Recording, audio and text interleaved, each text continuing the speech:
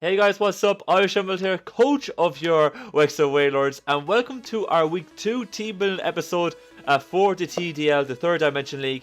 If you guys missed Week 1, go back and check it out, because we had a serious matchup there, and we managed to put away with the 1-0, which is very, very good, very exciting, especially against the opponent that we were up against and the team they had.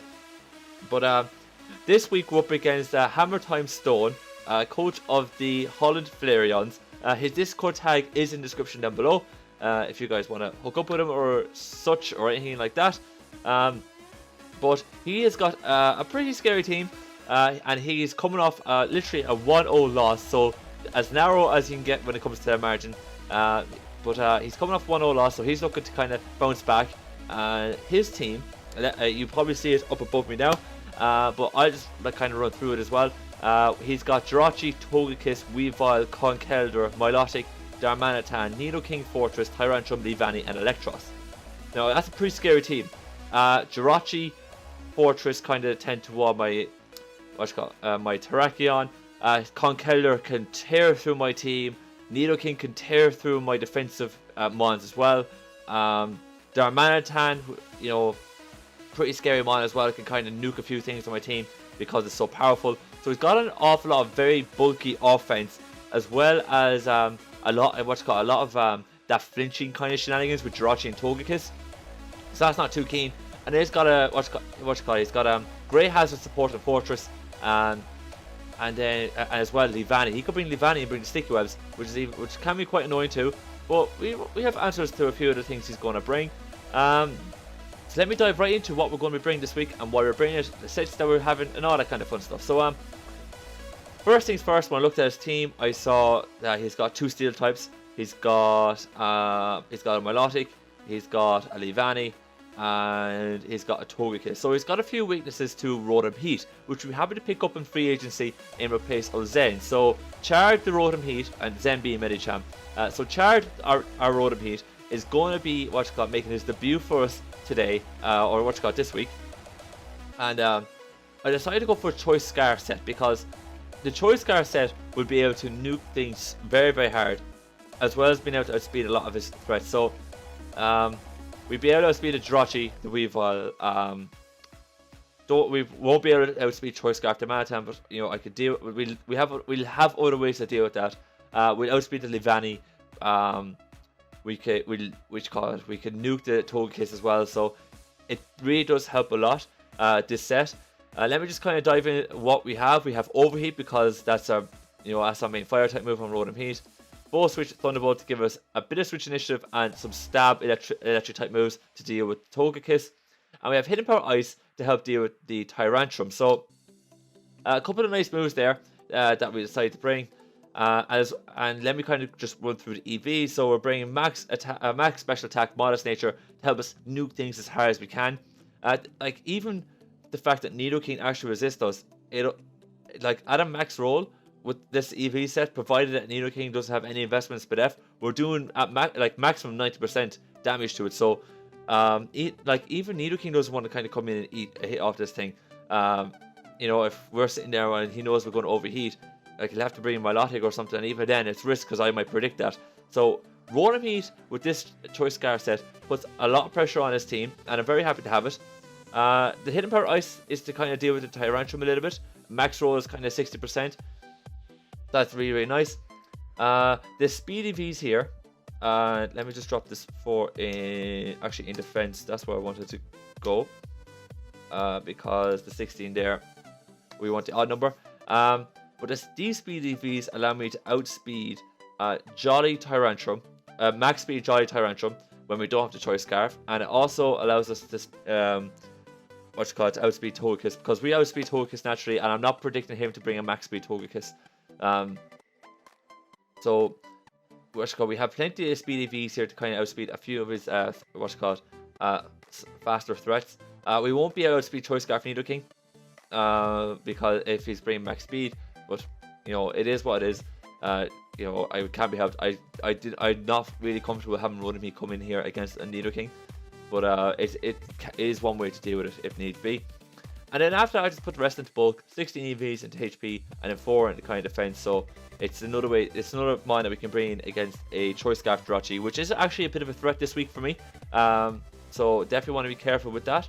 But with I believe with this set we can apply an awful lot of pressure on on the Flareons, and we can kind of it gives us a very fast pivot as well, which is very, very nice to have.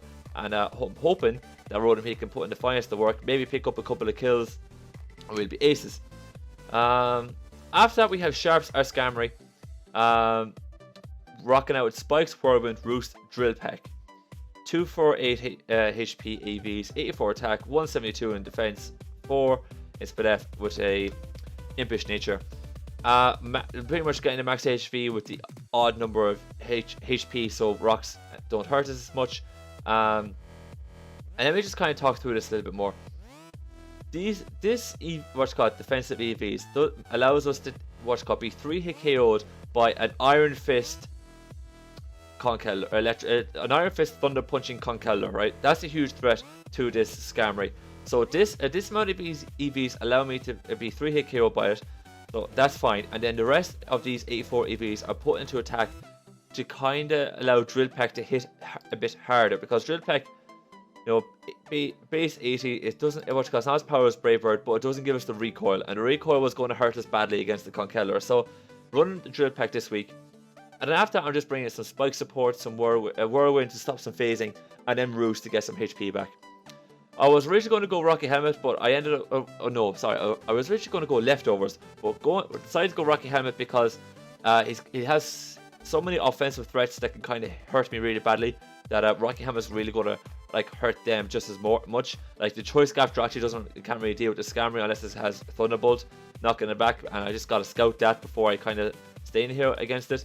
And even then, the Conkeldurr isn't going to be too pleased with having to take Rocky Helmet damage every time it goes for a Thunder Punch against me, and on top of Drill Peck damage. So we got plenty there. I'm very happy with that, and I think this Scamry set will be able to kind of neuter his team a good bit.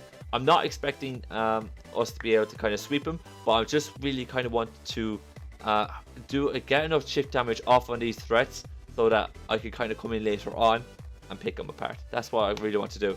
And if Scamry can take away either the Conkeldurr or the Darmanitan, then great. There's also a couple of really huge threats on my team, as well as getting the hazards up. I know, as I said, he has great hazard support in Fortress and Levani, but I feel having putting hazards in his team with the bulky offensive power he has is kind of critical in this matchup. After that, I decided to bring Demon or Clefable with the Magic Guard because he does have said hazard support. So I'm bringing the Magic Guard so we don't get hurt by it, and the Whirlwind on the Scamry will help us stop anyone from setting up and all that kind of shenanigans. Because even then, the Scamry can help deal with the Tyrantrum if it decides to set up on us on top of that. So bringing Soft Boiled, Moonblast, Flamethrower, Stealth Rock. So I'm bringing Spikes and Stealth Rocks this week, which is very nice to have. Soft Boiled for a bit of recovery. Moonblast to hurt the Conkeldurr and the Weavile as much as possible. As well, Scamry helps deal with the Weavile as well. Scamry and Clefable, these two both help me deal with so much.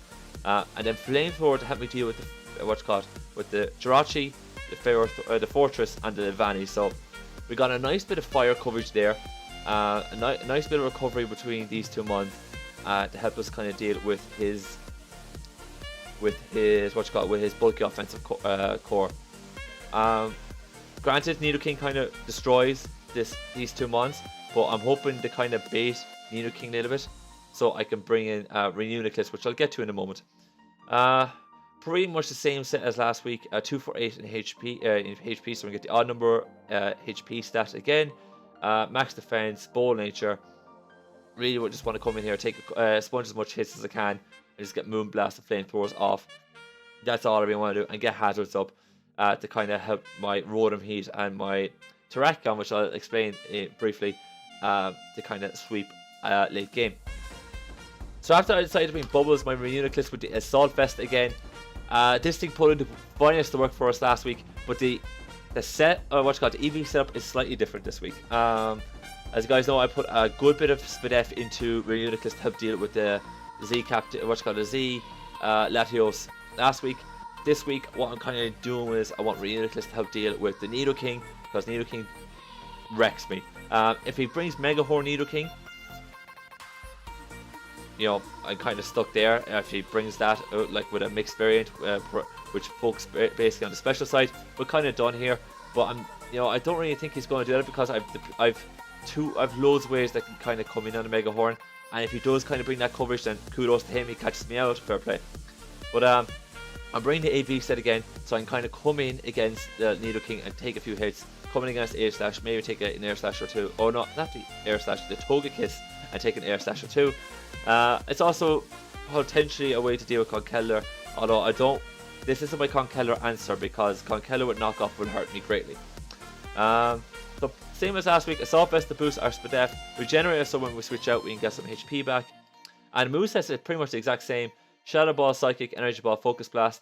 I'm not bringing Hidden Power and Fire to deal with the big fire weakness he has, because I'm not too keen on on staying against the Fortress here, and if I do, then we should be able to hit it hard enough for Focus Blast the Shadow Ball.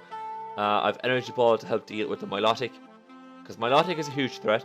So so Energy Ball will be very helpful there, and Focus Blast to help deal with a Weavile that might come in predicting a Psychic. Say if I'm 1v1, especially defensive Jirachi or whatever, I click the Focus Blast, he predicts me to go for a Shadow Ball or something, brings in the Weavile to try and pursue trap me, Focus Blast lands, KO. So that's the kind of idea of it. This 164 modest nature here, so these amount of EVs allowed me to get a minimum 60% off on a Conkeldurr, and I'm predicting his Conkeldurr to have knockoff, but if his Conkeldurr doesn't have knockoff, we're in business, because his Drain Punch is only going to be able to do between 22 and 28%. Excuse me. So the Psychic will be able to kind of come in, deal enough damage so his Drain Punch won't be able to kind of keep him alive for the 3-shot, and kind of pretty much Conkeldurr is gone, dusted. And that's like the AV Conkeldurr with max HP, max attack. If he's got more Spadef investment, it's going to take a little bit hard. It's going to take a bit longer and a little bit harder to wear him down, but I think we should be good here with this. So that's kind of my defensive core here with Skarmory, Clefable, and Reunitless, with our Choice Scarf for ODP to kind of apply a little bit of pressure on his team as well, considering the weaknesses he has to it. After that, I was decided to go for Choice Scarf Terrakion. It was suggested I bring like Z Fighting Terrakion this week, but I decided to go with Choice Scarf Terrakion because it puts an awful lot of pressure on his team. Weavile we outspeed the Weavile, so Weavile isn't too comfortable facing against this Terrakion. We outspeed a Choice Scarf Jirachi, which I said can be a huge threat to my team. If you look at the coverage and all that it gets. So it can kind of wreck with the EQ. It outspeeds Choice Scarf Manatine, Choice Scarf Nidoking, because it's got a lot of Pokemon that love a Choice Scarf. So outspeeds all of them and KOs all of them with the EQ Stone Edge. Close combat there for the Tyrantrum after it gets the D-Lance off. It's fantastic, and this Terrakion can deal with the focus very nicely between either Stone Edge or Rock Slide, depending on the on how much health the Togekiss has, and it's like is a bulky set and whatever, like physically or especially bulky. Going into EVs here, we have 196 in speed with the Jolly Nature, because that allows us to outspeed Choice Scarf Jirachi. So I couldn't bring Adamant because he would outspeed me if he was timid or jolly or naive. So 196 with a Jolly Nature here allows us to outspeed Choice Scarf Jirachi, which is fantastic. We outspeed the Weavile and all that when we were Choice Scarfed. 252 in attack to give us max speed. The rest is basically into both 56 into HP, so we have nice odd number, and then 4 in Spadef, which is pretty standard. So this is our Terrakion. Basically, I'm hoping that Commander, our Terrakion, can kind of come in late game and just clean up with either of its moves, depending on like how much we wear them down. We're really gonna have to kind of force a lot of switches with our hazards and make them and just kind of force our opponent to have to kind of sack a few mons off, or take additional damage, because if we can get a couple layers of spikes off and a couple of rocks off, even the fortress isn't going to be too keen on coming in against us and dealing with all that. So that's our commander. And then after going through the whole team, we needed another pivot, like for the Manatan and for the Conkeller. It's not like he does have a very threatening team. So what I decided to do was like we kind of have we don't really have a great way of dealing with Conkeller. We just gotta bite the bullet and deal with it. But what I decided to do was I decided to bring Tentacruel again this week, because Tentacruel has a great way of dealing with their Darmanitan. So it's a great Darmanitan pivot to be able to come in, take a Flare Blitz or take a superpower, be able to eat that up and then launch a Scald or whatever, and force the Darmanitan to switch out and for him to bring something else. So really happy that we're going to bring the Tentacruel this week.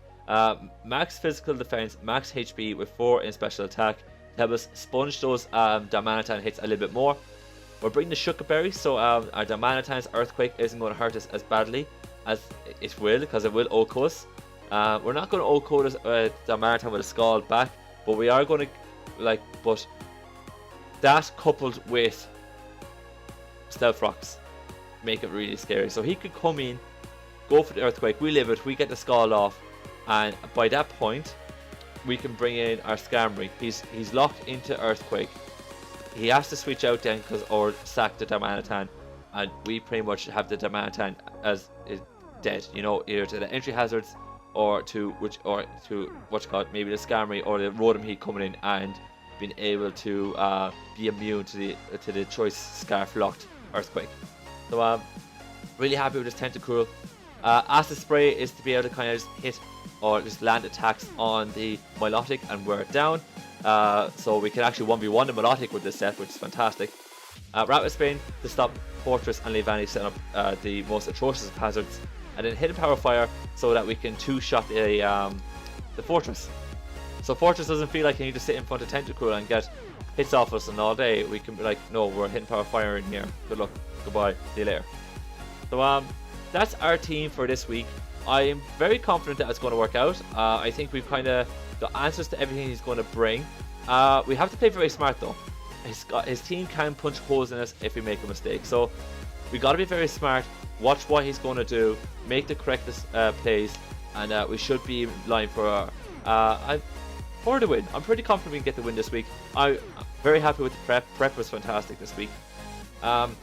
Before I sign off in the video, I want to give a shout out to Charles Ortiz. Some of you guys may know him on my channel as I'm Just Saying God. He helped me with the prep this week because I was swamped with I was very much swamped with work and with other stuff on the channel. So I got like a basic idea together, and then he just gave me like 1 or 2 tweaks to maybe change a few EVs to outspeed something or whatever, and that allowed me to kind of just finalize the last little bits of this team. And he also gave me a couple of 1 or 2 suggestions for this Tentacruel set. For example, it told me maybe Tentacruel would be a good idea with the Shuckleberry, something I didn't think of. So definitely a huge thank you and a shout out to him for helping me out this week with my prep. So I'm going to wrap it up here today, folks, for our team builder. Link to our battle will be down in the description when it's up. It should be up this Sunday. So releasing this Saturday, going to be out tomorrow, and hopefully we can pick up the W. So on that note, if you guys like today's episode, please click that like button down below for me. If you got any comments on the team, be it good, bad, or indifferent, let me know in the comment section down below, including what you liked, what you didn't like, what you think we should be bringing, any suggestions for the future, all that kind of fun stuff. And if you want to see more TDL action coming your way on this channel, please click that subscribe button down below for me as well. On that note, I'm going to get on up out of here. Thank you guys so much for watching, and I'll see you next time.